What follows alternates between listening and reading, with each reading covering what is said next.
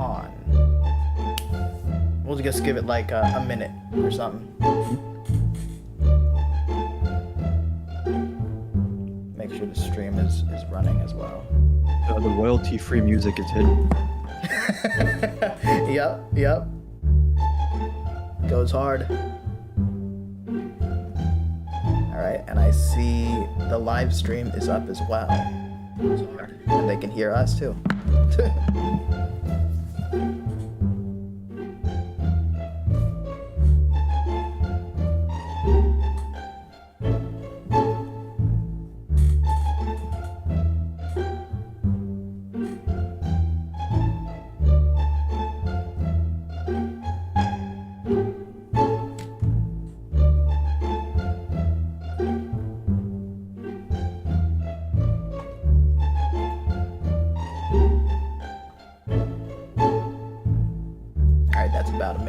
So, with that, we are going to stop the royalty-free music. We're going to go ahead and put it to this cam. Hello, everybody.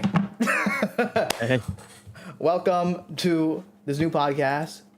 Welcome to The Long Game. What this show is all about is moving this country, moving the narrative into a more progressive, more reasonable direction. And we're trying to look at this from a long-term perspective rather than just the Trump era or just the next 4 years or just the next 2 years, whatever it might be. It's hosted by me, NathanGalang, and Adam Khan from the Tic Tacs, as the president says. Yes, Tic Tac. Some of y'all know us. Some of y'all don't know us. I guess to quickly introduce myself, I run the channel, TheNathanGalang. I run the TikTok, TheNathanGalang. I run the Instagram, TheNathanGalang. Y'all might have seen me on Jubilee. Y'all might have seen me on Moist Critical's channel. I tend to do two things, either some goofy-ass shitpost or political commentary. This podcast is likely where I'm going to be directing the political commentary. And Adam, we haven't really talked much besides talking about content or politics. Yeah, so that's true. Who are you? What do you do? What do you like? Genuinely, what do you like? Deep question. I like politics, which is why I do so much of it. So, same as you, Adam Khan on TikTok and YouTube and Instagram and everything else. Like, I think my link tree is on the YouTube. But other than politics, I'm into combat sports. That's like my main other obsession or thing that I really pay attention to. So, like UFC stuff, which I think part of the long game is that we need more liberals and leftists in some of these sports spaces that right now are so heavily culturally dominated by MAGA. Like every time there's a UFC event and Trump walks in, the crowd goes crazy. So yeah, I think part of the long game is not just, as you were saying, talking about the Trump era, but figuring out on a cultural level, how do we actually win back the mainstream and the pop culture in terms of our political values as well. So that's something I'm really focused on. And, we're going to be doing episodes, or we're going to be dropping videos 6 days a week, at least two per day.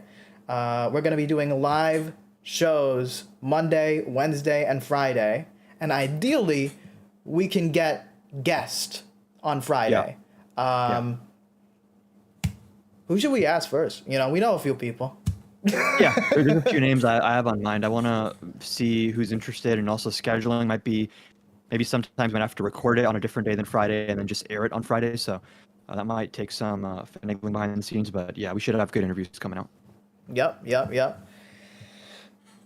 didn't hear it from me, but we might be having Donald Trump on this show. Oh, wow. This Friday. When you put in DM, he actually replied? Twitter, he likes it a lot. Anyway, so that's what this show is. I hope you guys stick around. I hope you guys enjoy it. Quickly to answer some questions in the chat. Hello, Ivan. Hello, Hazel. Israel or Palestine? Unusual rumor ask. Israel. No, I'm just kidding. Palestine. I was like, wait a second. I don't condone this. Cougar Beatrice says, thought I was going to be the first. Maybe, inshallah. Anyway, folks, if you are interested in the podcast, subscribe to The Long Game, linked in the description. We would have live streamed on that channel specifically, but YouTube requires us to wait 24 hours, so live streams on that channel will begin Wednesday. But for now, I encourage you guys to go subscribe to the channel. We'll be dropping some of the segments from today on there later. But with that, I'm going to end this first recording for here, and then we're going to go into the segments we're going to go ahead and jump right into it. So Stephen Miller is making some moves. Yeah, I mean, this, it's one of those things where when Trump was running, everyone was like, oh, you're fear-mongering. He'd never actually go that far. And now we're at the point where it's barely been like 3-4 months into his term, and we have basically his right-hand man, Stephen Miller, saying, we're looking at suspending habeas corpus, which is literally your ability to challenge government detention. Like if you're improperly arrested, that's sort of the main mechanism through which you tell a court, like, hey, I'm being held without charges, or I'm being treated unethically, or this is even cruel or unusual punishment. We should play the clip because the way he talks about it is very interesting. Right. So let me pull that up. You're going to have to work with us, folks. I'm like an old man with this stuff.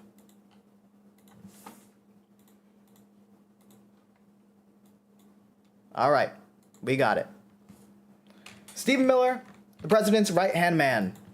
Well, the Constitution is clear, and that, of course, is the supreme law of the land, that the privilege of the writ of habeas corpus can be suspended in a time of invasion. So I would say that's an option we're actively looking at.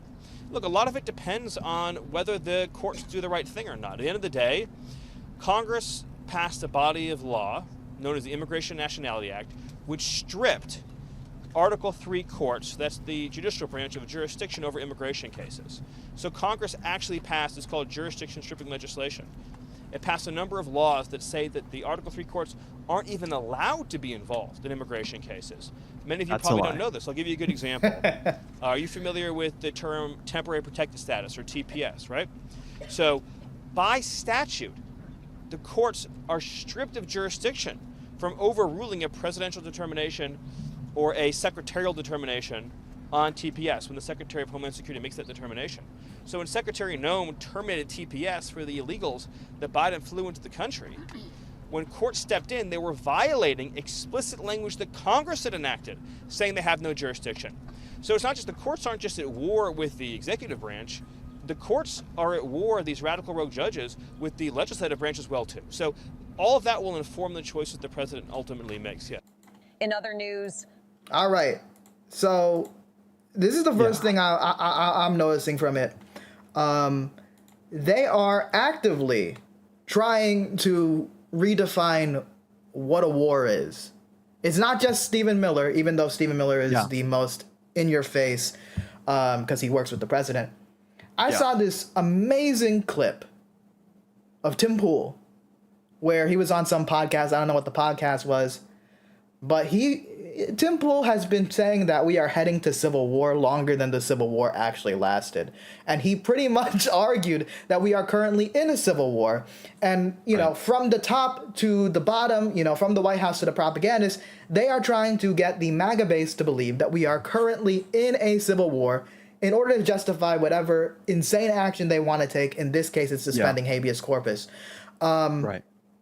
And right now you have a lot of MAGA folks that are confident, that are happy about it, that are like, take away rights from those people I don't like. But what they got to realize is it's not going to end with the people you don't like. Yeah.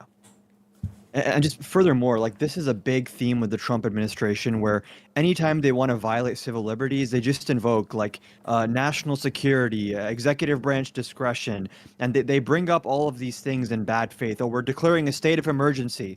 Well, typically, I think the Constitution and our laws assume that people do this stuff in good faith, because when you have a president like Trump who comes in and he uses the word invasion to mean like someone who I don't like happens to currently be in the country. We are now being invaded according to my own determination.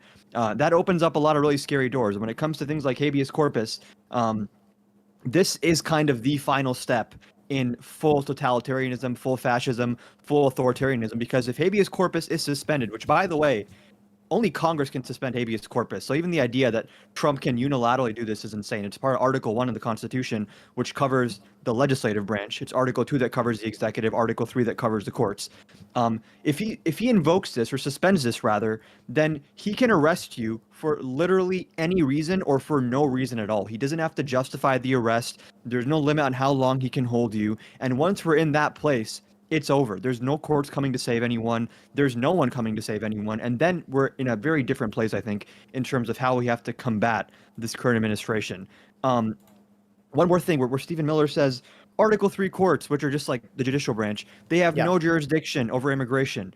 That is such a misrepresentation of what he's talking about, because it is true that immigration courts are actually part of the executive branch. This is like not very commonly known.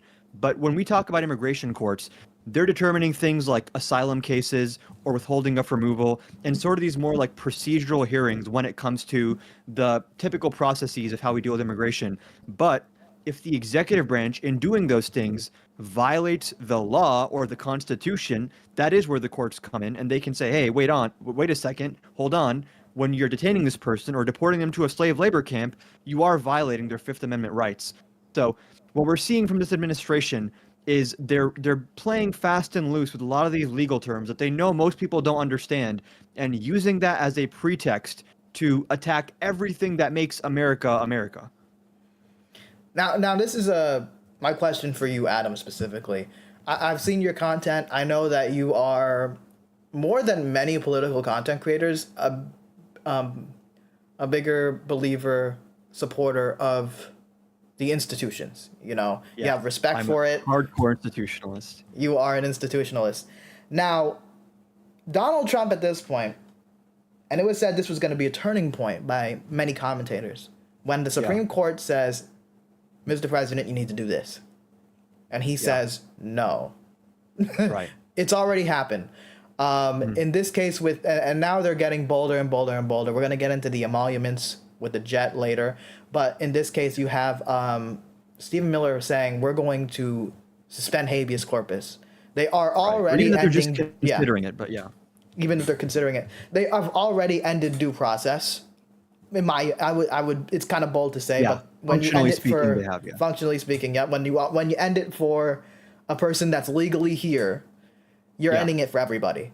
You know, he's technically actually already ended it for citizens as well, because their whole argument in the Kilmar Abrego Garcia case is like, okay, well, now that he's outside of U.S. jurisdiction, anything that I would do speaking to Bukele, who is the president of El Salvador, would be considered foreign policy. And only the president gets to run foreign policy. But with that logic, as long as the Trump administration, you know, they can abuse you, do whatever to you, as long as they get you out of the country before a court finds out, no more due process. Now it's just foreign policy.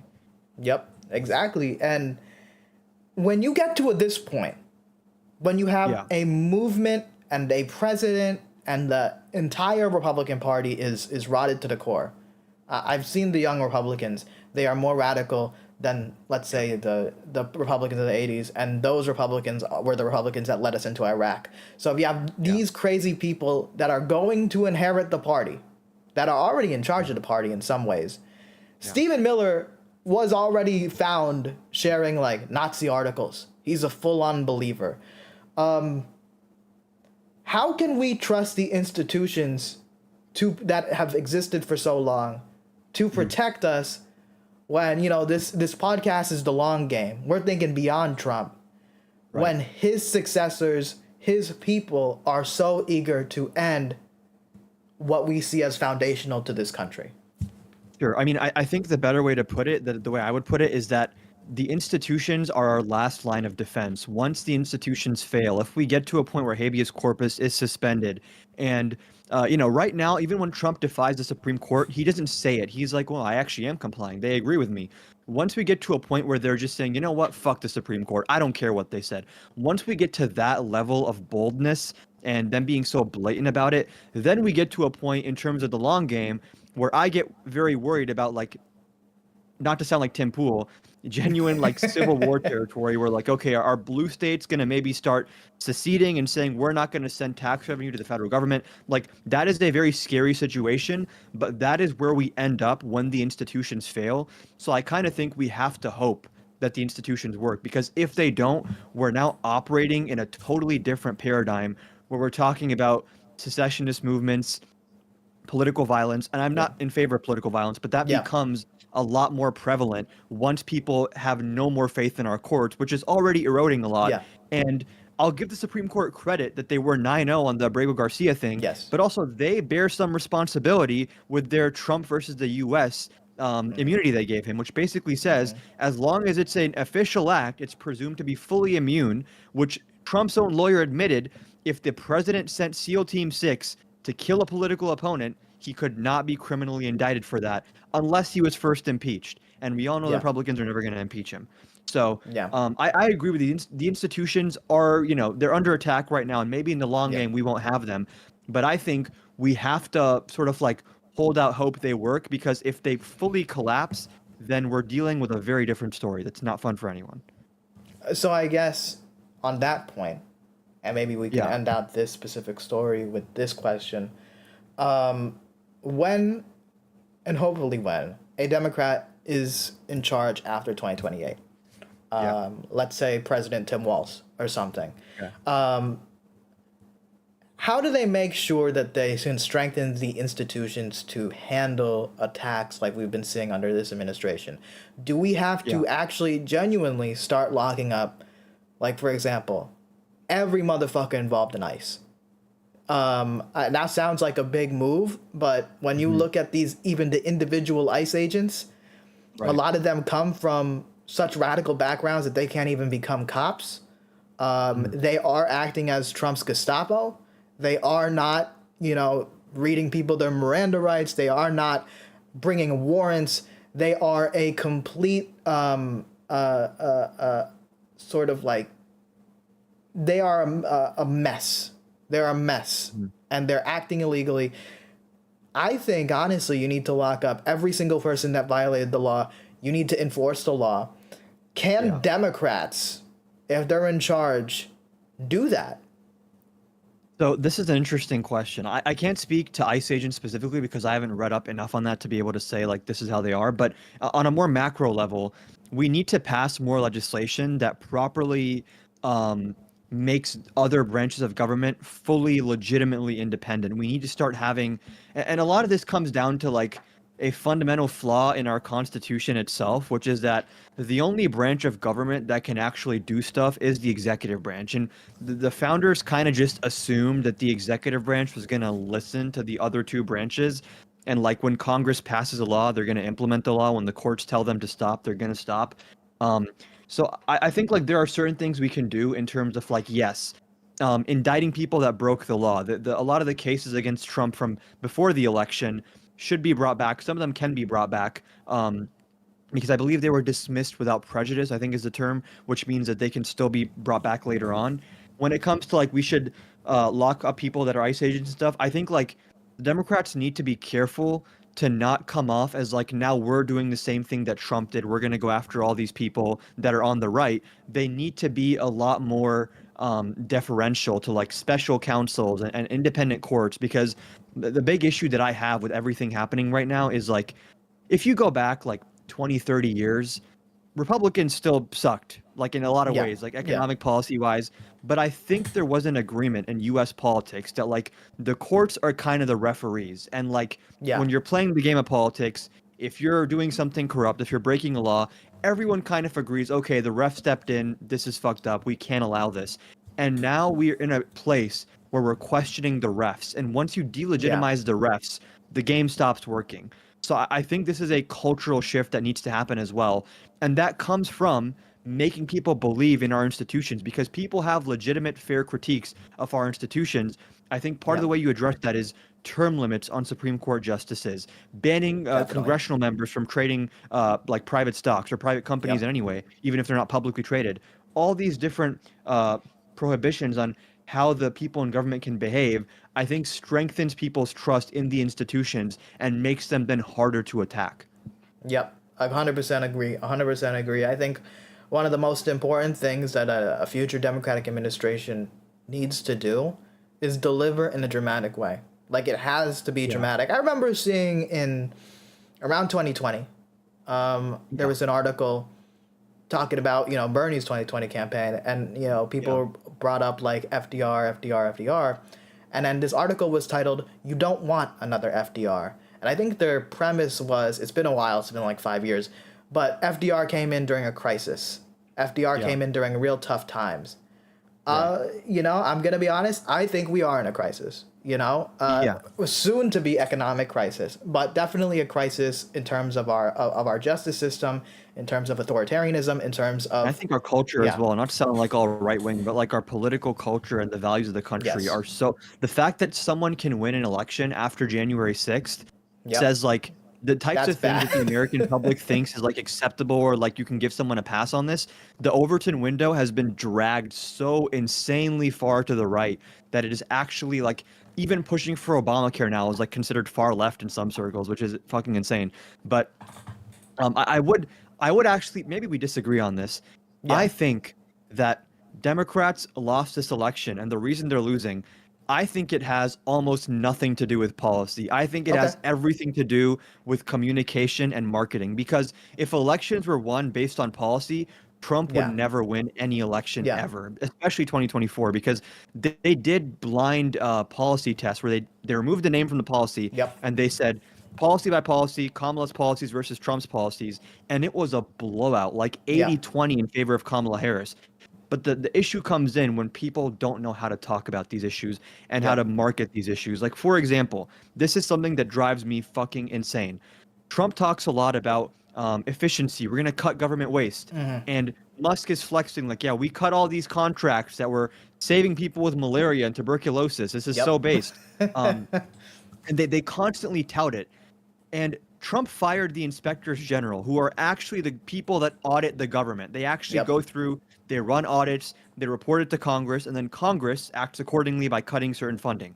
In 2023, the inspectors general uncovered, I believe, $93 billion in government waste, which is way more than Musk has uncovered so far. But did anyone hear about this ever? Was this ever discussed in the news? If I was giving them advice in the Biden administration, I'd say, okay, you want to make use of Kamala Harris? Send her on every single podcast on YouTube. Yes. Send her on every single news channel and just talk about our administration found almost $100 billion of waste. We're fighting for the American taxpayer. We're cutting waste. The fact that they don't do this shit is why they're losing. And I agree, policy does need to improve as well, but you can have the best policy on earth. If people are not being told about it, then it's not going to really manifest in the way they vote, I think.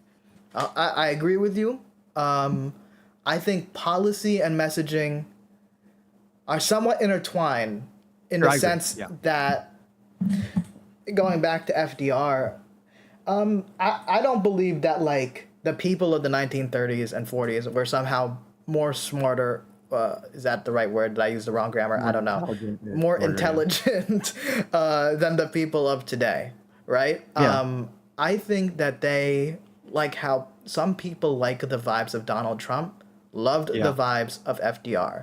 Oh, for sure, FDR, like, his messaging was there. I mean, for his time, he was an innovator with the fireside chats. I love that. You bring that back.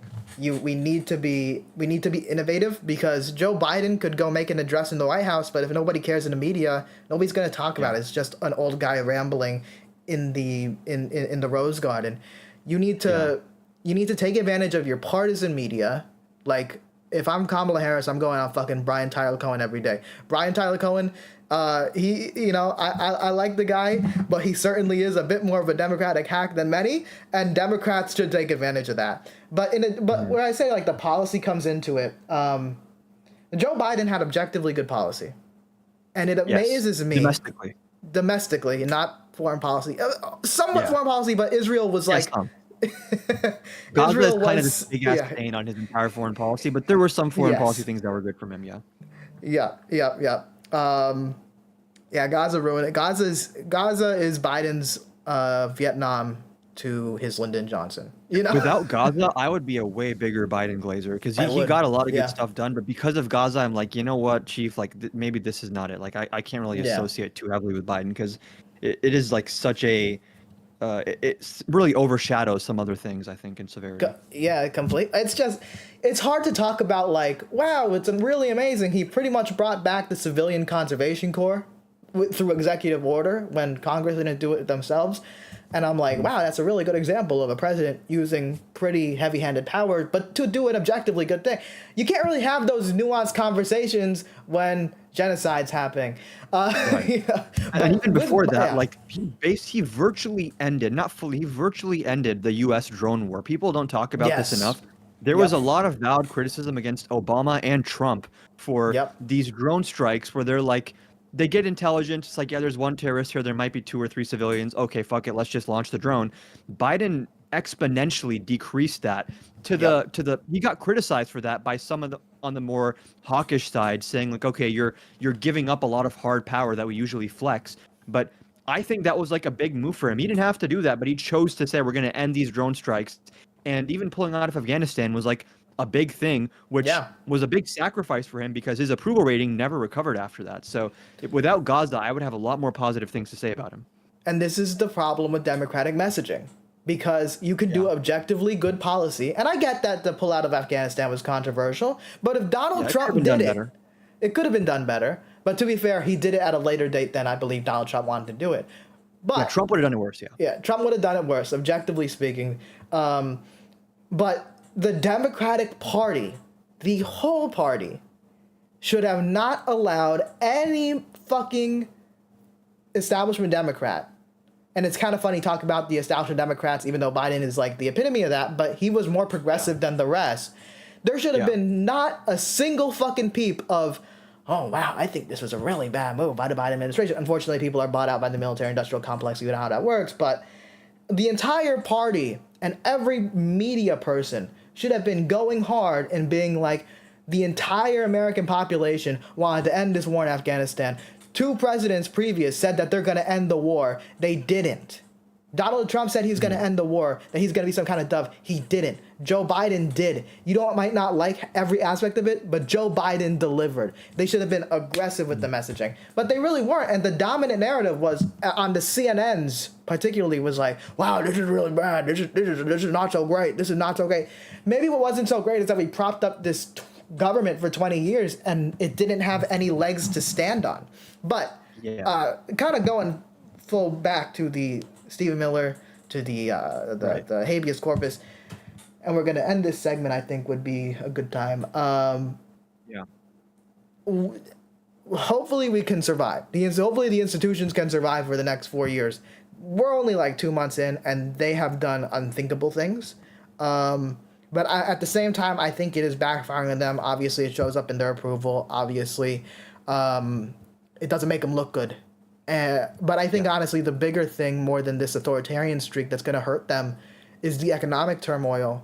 And very scary that we're in a position where we're kind of depending on the incompetence of fascism, which is kind of inherent with fascism, to sort of save us at the end of the day. But I just hope when Democrats get in, of course, they got to fix their messaging.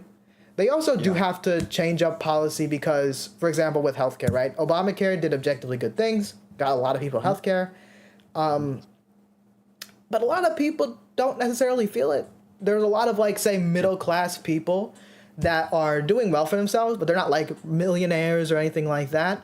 But they don't benefit from a policy like Obamacare. In fact, all they really see is their costs are still going up. And they had, I know Obamacare came with like some fee if you didn't have healthcare, which that certainly turned a lot of people off. Trump actually got rid of that, Yep. I think it's, eventually we're going to talk about 2028, but I got to bring up my boy Tim Walz again. He made the perfect point in saying that we cannot run on tweaks around Obamacare. Tweaks around the edges. Like, we just cannot have that be our message. We need to run on universal, which I think indicates what direction he wants to go down if he wants to run for president, but that's for another time. But one of the biggest things, and we both did debate, vertical debate, all that stuff. One of the biggest problems, what the hell is that? Did I do something? What is happening? To lean into it. Wow. What is going on? I don't know why a YouTube ad started playing, but okay. One of the biggest issues, you probably saw this too when we were streaming debates, is people don't know what Kamala Harris and Democrats broadly believe in. That is very true. She is better on policy that study you mentioned that just showed the policy. She dominated it. But people didn't know what she believed in. And that's a real challenge. But I think it can be fixed by simple messaging, progressive messaging, populist messaging, because, you know, some people don't, especially more like in the insiders that I've met in the Democratic Party, they don't like the word populist. I'm sorry, this is politics. I actually also don't like the word populist, but that's maybe a different conversation. I get it, because a lot of times populism is sort of vague and broad, but in terms of political strategy, sounding populist and being populist makes the voters and the population feel like, oh, that guy's fighting for me. That's what Donald Trump does. You know? And he's you not said it really fighting for well you. with the Kamala Harris thing. Like the reason Trump does this really well, where like Republicans have like 50 different policy prescriptions, but they have like 2 flagship ones during the election. It was immigration and prices. Those were their flagship issues. And Democrats sometimes don't know how to pick a flagship issue. So it's like one day it's gun control, the next day it's climate change, the next day it's healthcare, the next day it's taxes. And when the messaging is like so scattered and diffused, and you're not hammering home like, this is our healthcare plan, this is our education plan, just over and over and over again, then people are getting bits and pieces and they don't really know what you stand for in terms of like what's important to you. Like with Trump, everyone knows immigration is important to him and cutting taxes is important to him. With Kamala Harris, you ask 100 different people, they have 100 different answers. Exactly. And the thing is, like, she had a good policy list. And we could go into detail talking about that. We did that when we were debating people during the election. But at the end of the day, the constant thing was she doesn't stand for anything. She doesn't believe in anything. And the thing is, that is at its core kind of what neoliberalism was going for. Like from the beginning as a concept, it was meant to be this sort of vessel that people can put their own ideas in. You know, oh, Bill Clinton. Well, he's not like the old Democrats. He's a new Democrat. He cares about the thing I care about. He's scared about crime in the 90s. I'm scared about crime in the 90s. The Democratic Party has been perpetually stuck in the 1990s. And honestly, I think the DNC was great for like 3 days, except for the 4th day, Kamala Harris's day, the most important day, where they spent the whole time trying to rebrand the Democratic Party in a way. And we do need a rebranding. But she was going on, oh, here's this Border Patrol agent. Here's this cop. Here's this soldier. She goes in there, the most memorable line from her speech, at least for me, and I think for a lot of people, especially with the context of what's happening in Gaza. We need the most lethal military. I remember that. Now, yeah, I know our military's our military's supposed to be lethal, but we have a cost of living crisis all across the world, including in the United States. You have this problem of being tied too close to Biden, particularly because Biden is assisting in the genocide in Gaza. Why?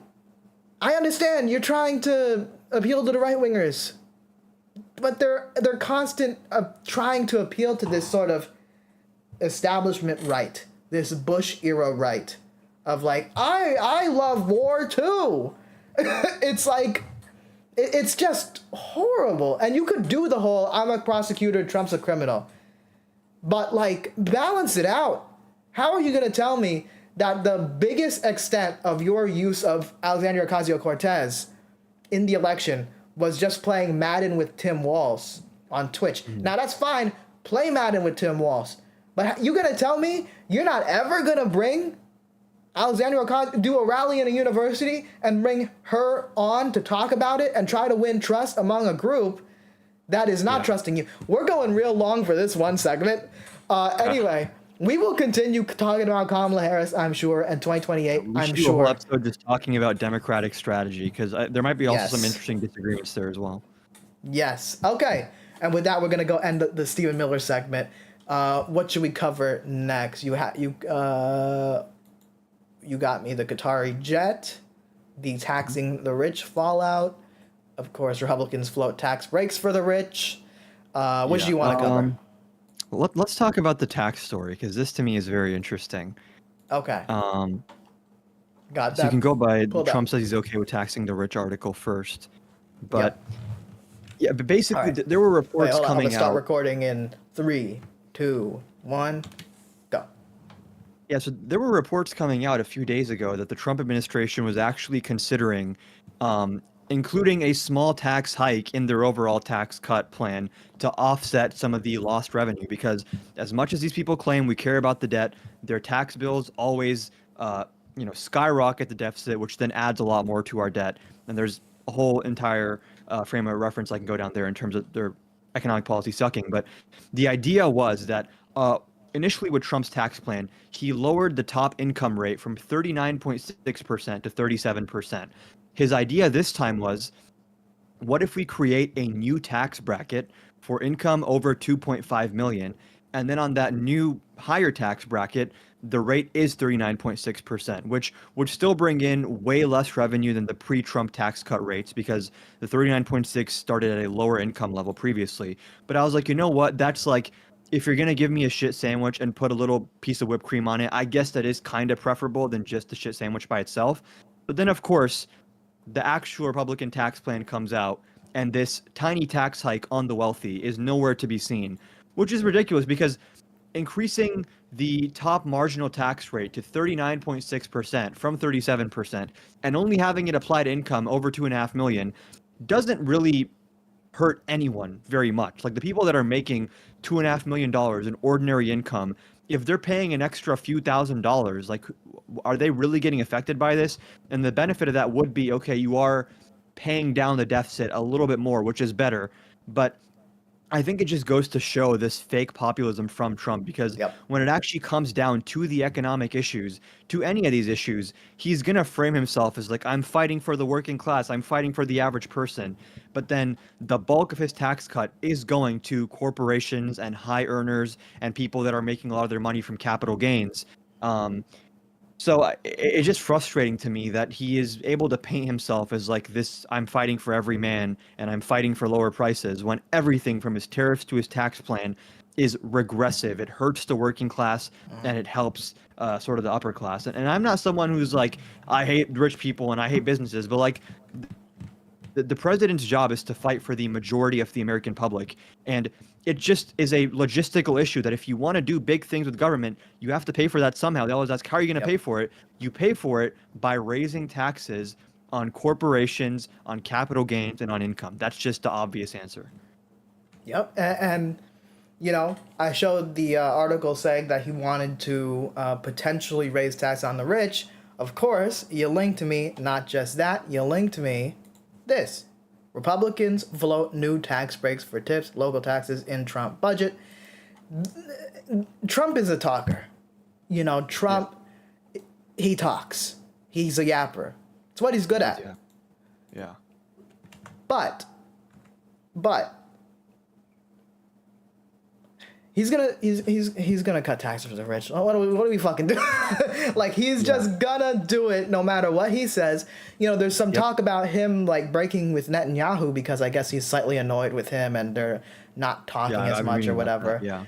But at the end of the day, with Donald Trump, what people need to understand is while he is erratic, while he'll say a thing that might sound good sometimes, he at the end of the day belongs to capital. The people that donated to him are not just going to let him break up with Israel, are not just going to let him raise their taxes. Marianne Adelson and her dead husband, they didn't give him hundreds of millions of dollars for nothing. And they will get the results that they want.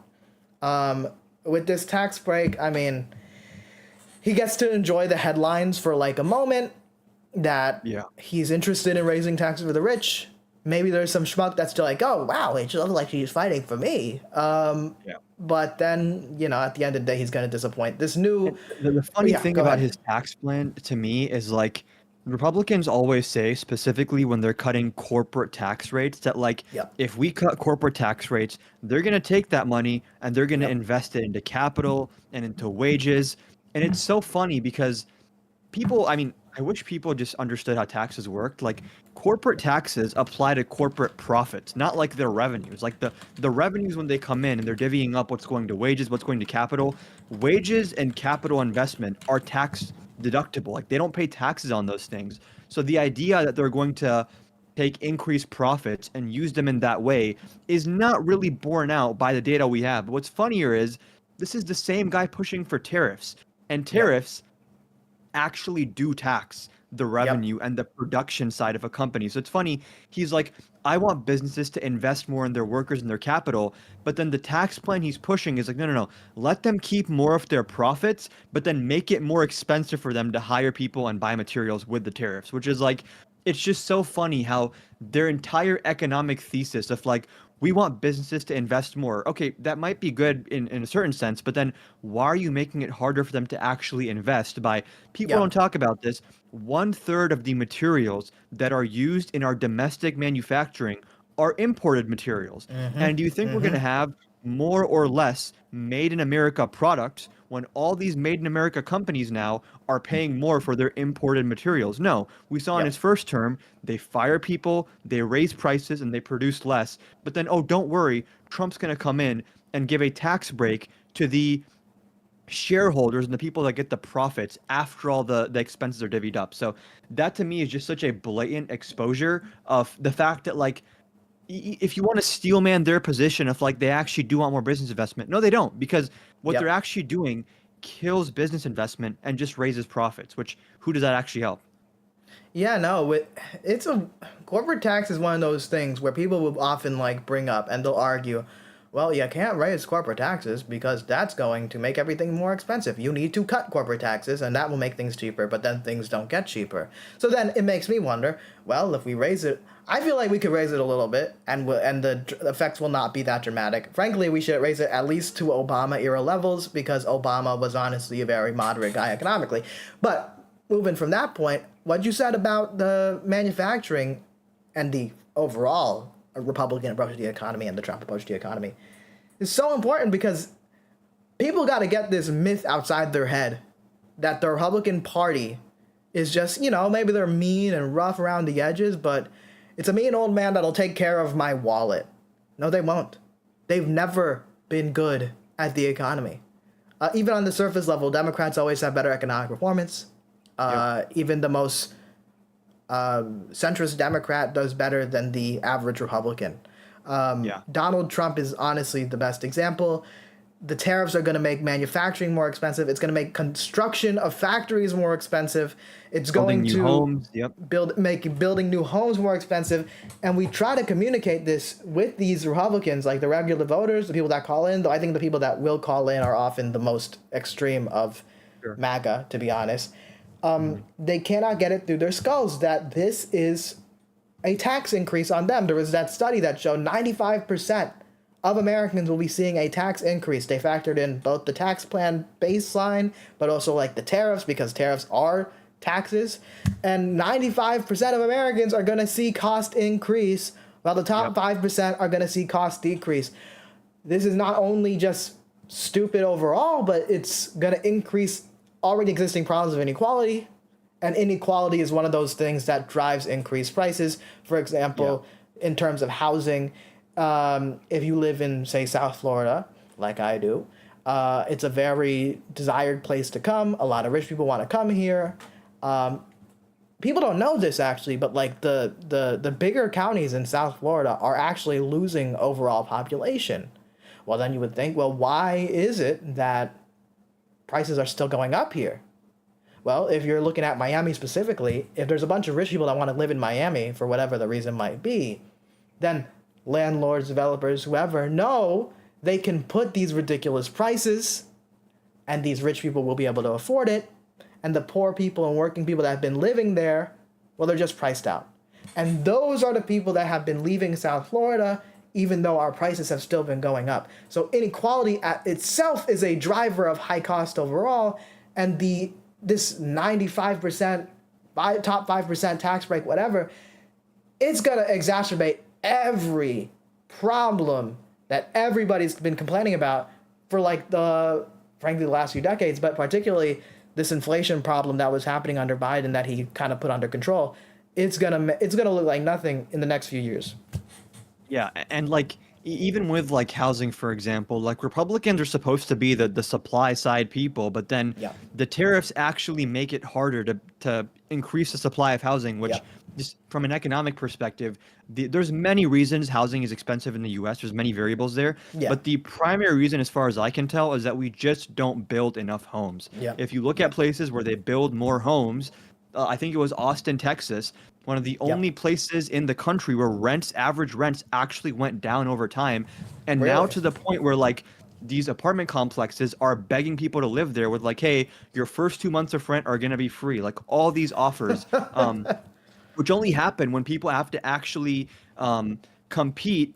And when you have, like you're Yes. saying, like limited supply, then it's going to be the wealthiest people that are able to afford that limited supply. And then it's in their interest to not build more supply because they want their property values to go up, which is another reason that the YIMBYs versus the NIMBYs thing is happening, is because there is some of this tension here where it's like, okay, if you're a homeowner, you actually don't want housing to get cheaper because that's an asset that you own. And then if you're a congressional member from like a very suburban area, maybe it's hard for you to come back and tell your constituents, hey, I'm going to pass legislation that's going to make your homes worth less. Maybe that is like a tough political battle to win, which Democrats need to figure out how to message on that and how to figure that out. But then even more broadly with like, when we talk about things like tariffs and inequality, it's just so ridiculous because you said it like amazingly, like Republicans are always framed as like, we understand economics, like we're the big boys when it comes to economics. These silly Dems just want to tax and spend you into oblivion.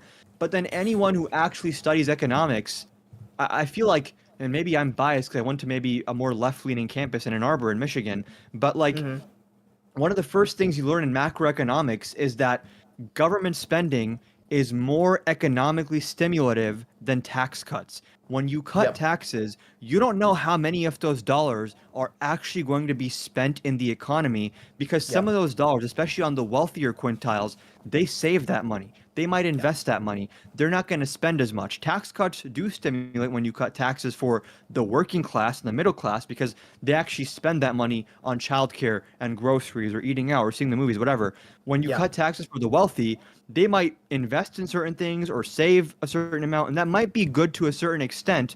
But if you increase taxes, you pay down the deficit, you pay down the debt, and then if you spend those tax dollars to build roads and bridges and ports, that stimulates the economy a lot more, by sometimes a factor of 200% more than cutting corporate taxes. I believe that. In fact, little fun fact from economics, there's this thing called the multiplier, which is for every dollar you spend, how much economic growth do you get out of that? How much GDP growth do you get out of that?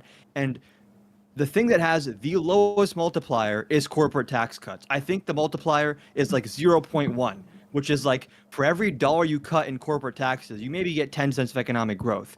When you look at infrastructure, the multiplier sometimes is like 2.5, meaning for every $1 you spend on roads, bridges, and ports, you get $2.50 of economic growth. So Democrats need to reclaim we are the sensible ones when it comes to the economy. We are the ones who are going to make the wealthy pay more in taxes to pay down our debt and then use that money to fund education and roads and bridges and make your life easier as the average person.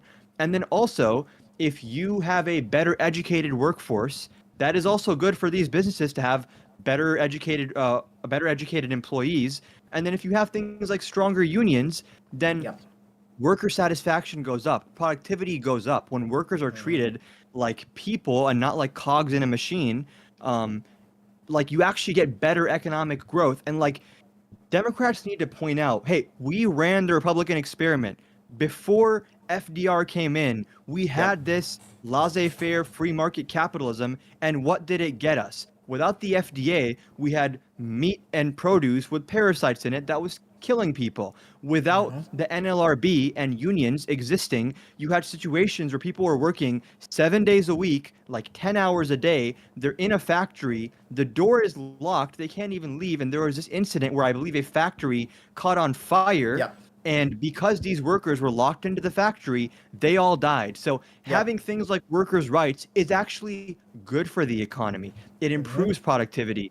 It improves quality of life. It brings in more tax revenue. And Democrats need to be able to say, hey, when they talk about we're going to make businesses more free, we're going to cut taxes, it's going to be great, we're going to cut regulation, we have a case study for that. And it led to the Great Depression. Yep. And I guess, like you said, this goes back to messaging that we were talking about in the previous story. Yeah.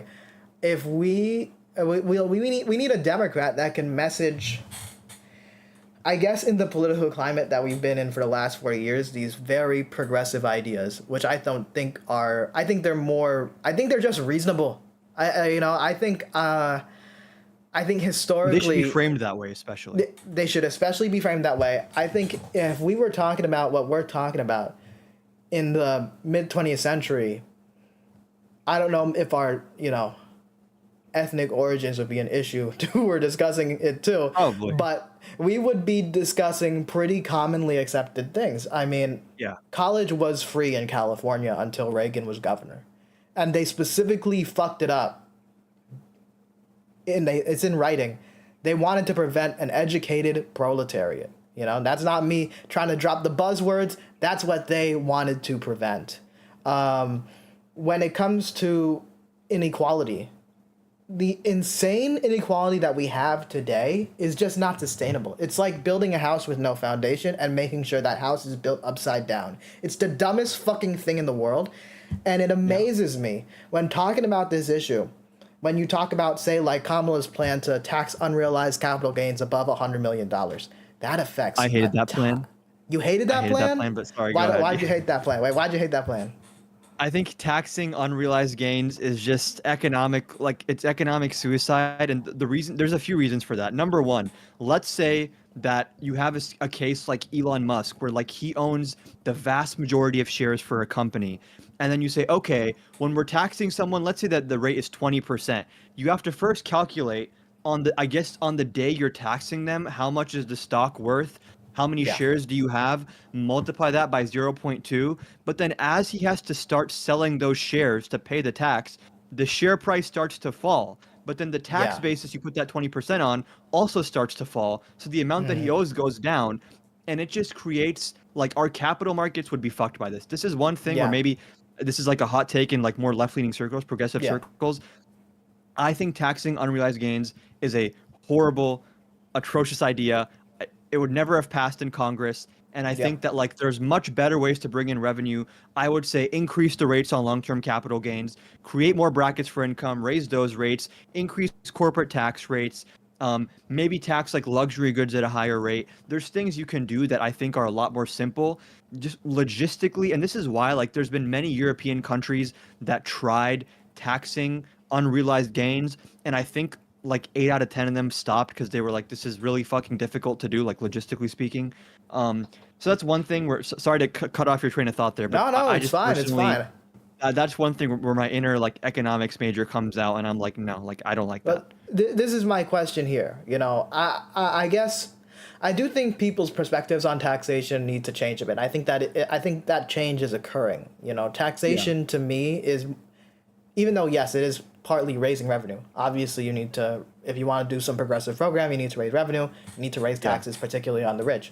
But I think also it is a tool to literally take money away from these rich people. But I think what you're saying is that there are better ways to do that, no matter what the goal is, whether it's raising revenues or trying to deal with inequality.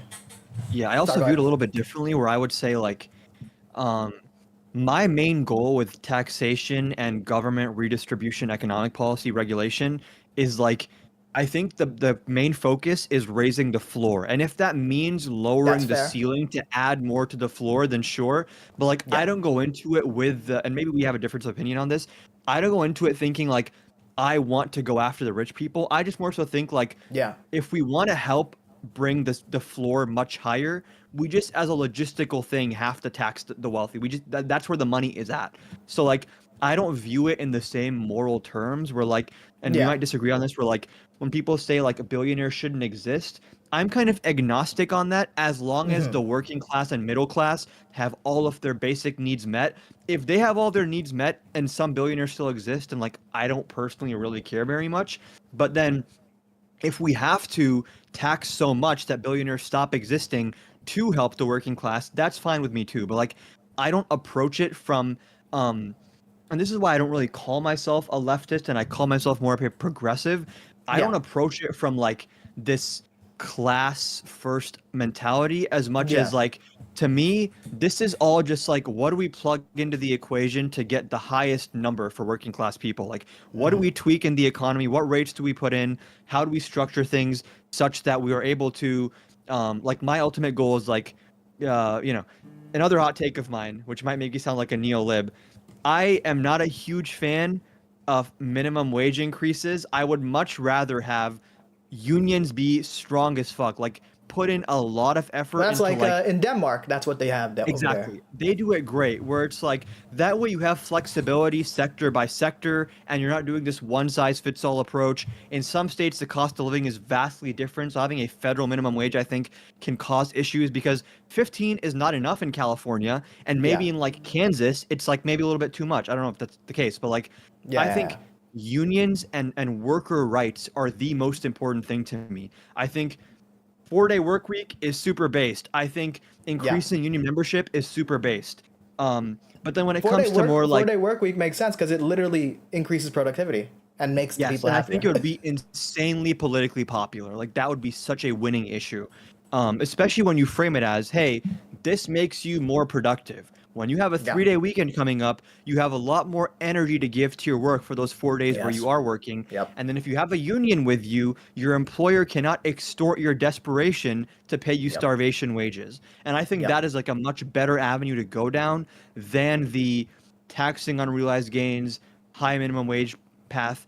I think you can still get political wins that way, but my inner economist comes out and starts going crazy when I hear those things. So I think that's fair to say. I think my approach with I'm very class oriented. I would still say I'm a social democrat, so I'm still fundamentally a capitalist. It's just I view wealth not just as money but as power.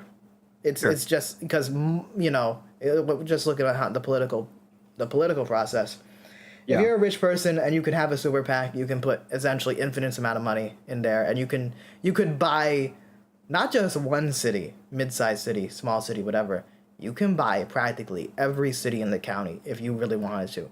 Elon Musk could buy all the cities around me and probably around you if his determination or his focus wasn't the president. He could, it's, wealth is so impactful that I'm not necessarily like millionaires shouldn't exist per se.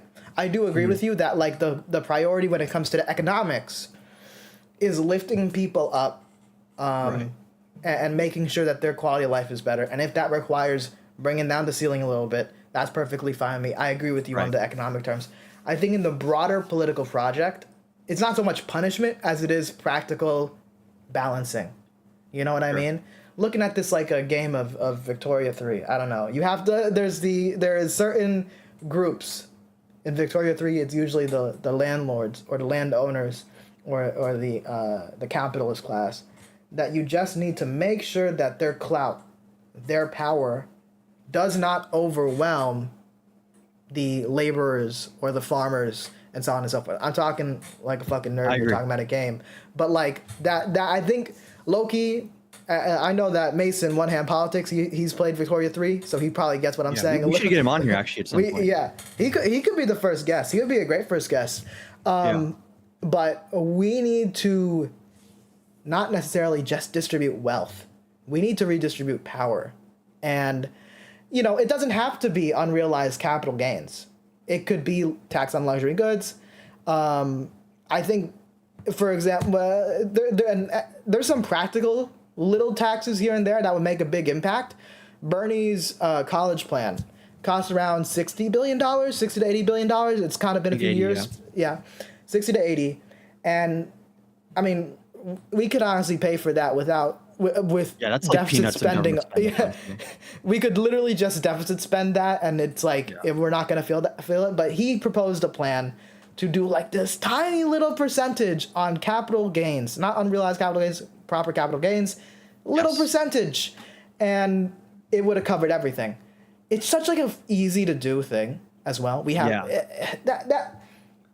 that's why I'm so like gun ho with Tim Walz 2028.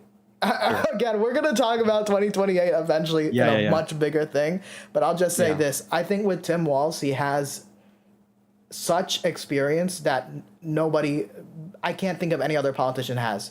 Like, I'm not trying to overhype him. It's just he has legislative experience where he was correct on a lot of the issues, particularly domestic foreign policy. He was against the Wall Street bailouts too, so that's domestic policy. As he has executive experience as governor, where he did a laundry list of great policies. So, congressional experience as well. Congressional experience, executive experience, and just he's done it. He did it, and he did it with 1 seat majority. If we just have Democrats be like, for example, with the College for All plan, this is an easy W. Why the fuck are we not taking it? I totally agree with you. And like, I would just add, like, sorry, go ahead. I was gonna finish. We can finish off this segment with what you got to say, because this segment's also been going on kind of long. So I was gonna say, like, I actually agree with you that, like, when you talked about trying to balance the power dynamics between people that own a lot of capital and people that are more so laborers, I think unions are the best way to do that, because the entire issue, and this is why people talk about, like, well, the employers are going to pay their employees well because of competition and market forces. That's not true, because the employer has a lot more leverage over one employee than the employee has over the employer. And the entire point of a union is to say, okay, maybe as one employee, I have a lot less leverage and a lot less say than the guy who employs me, because he has all the capital. But if all of the employees are together as one unit, then there's more of a balance between the capital owner and the laborers that work in that. And then I think there should be a healthy balance, a healthy push and pull between the union and the employer. And currently in our economy, in most sectors, the capital owner and the employer has a lot more of that market power than the employees have, which can be ameliorated if those employees are able to collectively bargain. And I think the same thing applies to the impact of money on legislation. When a lot of people talk, and it's important to understand, like, how specifically does money impact politics? And I think one thing people don't talk about is, like, it's not like these lobbyists walk in and they're like, hey, we want you to hurt the poor people and help the rich people. Here's the money. It's more so like, okay, we're writing this long ass piece of legislation with like thousands of pages, and the average person is not paying attention to page 18, subsection 4, section C. Like, they're not looking at that. But these lobbyists, they are looking at that. They have the money and time to come in and say, hey, when you guys are drafting the zoning requirements for this specific city, we want you guys to use our preferred contract or whatever. It's like these specific places where they have so much unchallenged power, because there is no public representative coming in to push back and say, okay, that's what the capital owners want. Here's what the average person wants. There's like no competition to even have like someone to push back against them. So I think a lot of fixing our economy comes down to saying, like, we need to have a balance. There needs to be the working class. They need to have more of a stake or more of a place in the game to push back against just these pure capital owners who are never going to be considering the worries and the cares and the quality of life of the other 200, 300 million people that are actually affected by the policy. So, 100% agree. I think the balance is important. I can say this confidently, that if we were writing the tax plan, it'd be better than Trump's. Okay, we're going to end that segment there. Next story we're going to cover. So we covered the taxes, so I'm going to close that. And then you also we covered Stephen Miller. You also brought the Qatari jet.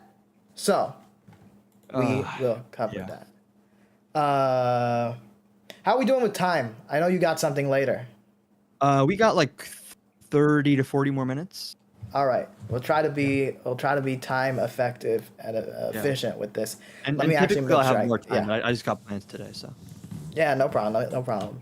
Let me change the headline. The worst corruption. That's too long. Corruption. Corrupt as usual. Corrupt as usual. Yeah. Okay. So with that, I'm gonna let you start off because this is your story here. I'm gonna start recording in 3, 2, 1. So the government of Qatar apparently is in negotiations with Trump or the U.S. government to basically provide them a Boeing 747 to act as the interim Air Force One, because apparently there's some kind of hiccup or hurdle with Boeing giving the government like the newest Air Force One thing. So there's like a little gap there. This is insane for so many different reasons. I mean, before we even get to the corruption, like the OPSEC of this, the operational security, a foreign government providing you with a jet that could have like bugs hidden in literally every single square inch of the jet. And we know this administration is not the hottest when it comes to keeping things classified and making sure that other governments are not hearing our plans. So that to me is sus. There's no way you can have the presidential method of transportation be built by a foreign government. It was in their custody for years before. I would not trust that that doesn't have bugs on it. And as much as they can break it down and look for bugs, they're not going to find all the bugs. There's an interesting story that we actually had to shut down the U.S. embassy in Russia because at a certain point they were like, we're never going to find all the bugs here. We can spend 1,000,000 hours looking. There's going to be a microphone in somewhere. It's not worth the effort. So just from a safety point of view, insane to accept that. Then number two, the weird part of this is that the goal is, the reason I'm saying this is an interim Air Force One, is that after Trump finishes his term, the 747 would be donated to his presidential library, and then he'd be able to use it for personal use after the fact, which is insane that he's using the U.S. government to negotiate a gift which is being given to the government, but then he gets to keep it for his own travels afterwards. This is insanely unethical, insanely corrupt. Using government authority to negotiate for a jet that you're going to keep as a private citizen would be alone enough to destroy any other presidency and get you impeached. But with Trump, it's just another day and another story that's going to be gone in 2 days anyway. So that to me is just insane that this is not getting more coverage. This reminds me of when Trump and Aiden Ross had a stream together, and Aiden Ross gifted him a watch, I believe, a Rolex, and a Tesla. He had to return those things. He had to give those away because that violated the law. Those two things are not anywhere close in terms of value to a jet. This is the grossest example of Trump violating the Emoluments Clause, essentially what prohibits like the president and other federal officials from receiving gifts. There's apparently 2 sections here for the the Emolument Clause, the Foreign Emolument Clause and the Domestic Emolument Clause. So the foreign prohibits federal officials from accepting gifts, payments, and titles from foreign states without congressional approval. As far as I understand, Donald Trump did not receive congressional approval on this. Now, why do they put these limits? Because they don't want bribes. They don't want foreign governments buying our president, our politicians. So even though that's the principle and the reason why it exists, I think he can legally get away with this if he just gets Congress to approve, and they will likely approve because it's the Republican majority. It's actually not just Congress approving. The unfortunate thing is that the Supreme Court presidential immunity decision actually genuinely legalizes bribery, and that's not like, I'm not saying that as like a political talking point. Amy Coney Barrett, who was Trump's own appointment to the court, who voted in the majority on this, she gave a partial dissent to her own decision, saying, wait a second, if we're saying that official acts are immune from prosecution, and actually they can't even be used as evidence in prosecuting a different crime, then let's say that the president is bribed to appoint someone as Secretary of State, for example. This is her own example. and you in court you have to prove the quid pro quo. But the issue is appointing a Secretary of State is an official act. So how are you going to use the actual quo in the quid pro quo to indict the president? You can't. So effectively speaking, as long as Trump is doing official acts he's being bribed for, legally speaking, you can never ever indict him for that. It's actually insane.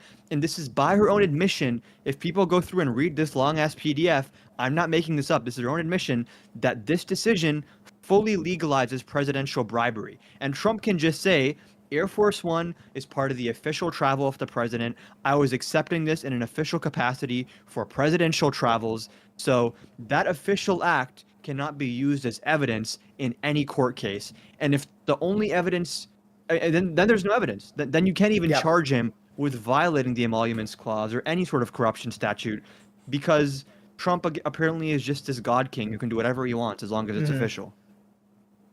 You know, maybe a future Democratic president has to take notes. And maybe they can start accepting gifts. No, I don't want them to do that. But what is there genuinely to add with a story like this? This is the most disgusting, in-your-face example of a foreign country buying out the president of the United States, or trying to, you know, throw in some money into the already massive pool of money flowing his way. I think the one thing that might outdo this is Trump coin, just because with crypto, it's like we don't know how many foreign governments bought Trump coin, and it's just not traceable to them.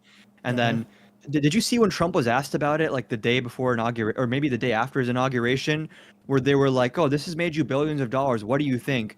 And he said, and I quote, he said, "I don't know much about it other than I launched it." So like these, it's just like, it's so blatant. Can you imagine with all the Hunter Biden and Biden, they were working with China and they were on Chinese payroll, that, which by the way, Republicans investigated it for 4 years. I don't see any indictments. So if it was this horrible smoking gun situation, why did after at least they had 2 years of a majority investigating into Biden, why did no indictments come out of that? Why did no corruption come out of that? Interesting. But when you look at this situation now, it's so in your face and so blatant. And Trump doesn't even have to cover it up. He just says, "Oh, I don't know what you're talking about." And MAGA's like, "Okay, he doesn't know. That's fine," which is another issue in and of itself, which is that, are you okay with him being fucking stupid? Like if you take him at face value that, yes, I don't know anything about this, that's almost worse. Like who's telling you to do this then? But have you considered, though, Hunter Biden has a really big penis. And that, I can't stop thinking about Hunter Biden's penis. No, and I heard that's actually illegal based on the Republican arguments I've been hearing. Yeah. I think we ought to start cutting dicks. I'm not going to lie. Yeah. But no, it's either he is very aware of what he's doing, or he's being strung along like a fucking puppet by very wealthy people that want to make a lot of money off of him. Either way is the most unpresidential shit. And if Republicans were consistent, they would be completely outraged. But we know every single time. And look, there are certain things that Hunter Biden did that I disagree with. Like, I don't know if this was illegal for him to be part of the board in Burisma, but no, it does not belong in the board of Burisma. Yeah, that's fair. So but I don't even know if that's illegal. That's probably perfectly legal, but it's pretty clear it's shady. If it's if that's bad, because the idea is, oh, these Ukrainians, they're going to try to influence the president by having the vice president's son work on a board and get a bunch of money working for this company. These motherfuckers gave the president a jet. So I don't want to hear about Hunter Biden ever. Yeah. The Hunter Biden stuff is done. Hunter Biden could run for president, and I don't even want to hear about the potential corruption. And Jared Kushner took billions from Saudi Arabia before Trump came in for his second term. And the dichotomy presented, it is the question, which is that, is Trump the one calling the shots, or is he just a vessel being used by, I think it's not even the ultra wealthy. I think it's these very ideological people, like the Stephen Millers. It's not just money. It's these people that have a very weird, perverted view of, like, we should have the tech CEOs just running everything because they know best for everyone. And, like, these institutions and this silly thing called democracy is just an impediment, just a hurdle that slows down what we want to get done. They see it as an annoyance in the way, rather than having reverence for these institutions or understanding democracy in and of itself is important because it slows these types of things down, because it acts as a check on these things. And I think the reality is, it's a little bit of both in the sense that these wealthy far-right ideologues that are around Trump, the Project 2025 Heritage Foundation crowd, they want him to think he's in charge. And the way you do that with Trump is easy. Have a conversation with him, say a policy idea, and then make him think it's his idea, and then make him think that, like, oh, the Dems are going to be so owned and triggered if you do this. And then he's going to come out and think, this is my policy idea. I came up with this because Trump is a smart boy. He's operating at like a 7-year-old level of intelligence. And you have to jerk him off. And I'm not talking about metaphorically. You have to actually touch him. This is the funniest thing to me. I believe it's Peter Navarro, who is like the super pro-tariff guy on the Trump admin. Yeah. And he was the one that pushed him to do the Liberation Day stuff. And then I think it's Scott Bessent, who is like a little bit more of like a traditional Republican who's not super pro-tariff. And this is so funny. Navarro was like around Trump, just like in close proximity to him for a long time. And Bessent and these other people, I'm blanking on the names, were like, we need to like get to Trump's ear and tell him to stop this. So they literally waited for Navarro to leave the Oval Office for a meeting that he had, and then they hauled ass and rushed towards the Oval Office. And they managed to convince Trump that, like, hey, you should pause these tariffs, or at least like pause them at 10% or whatever. That'd be a super good idea. And then they stood there and they waited to make sure that he put it out on Truth Social. They stood watching over his shoulder like, yes, sir, just type that, and yeah, just say you're going to pause it. And they literally had to rush and do this before Navarro came back.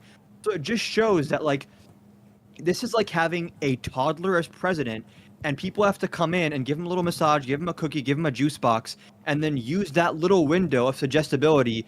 This is why he goes 180 on the tariffs every other day. One day it's 0%, one day it's 10, one day it's fucking 10,000%.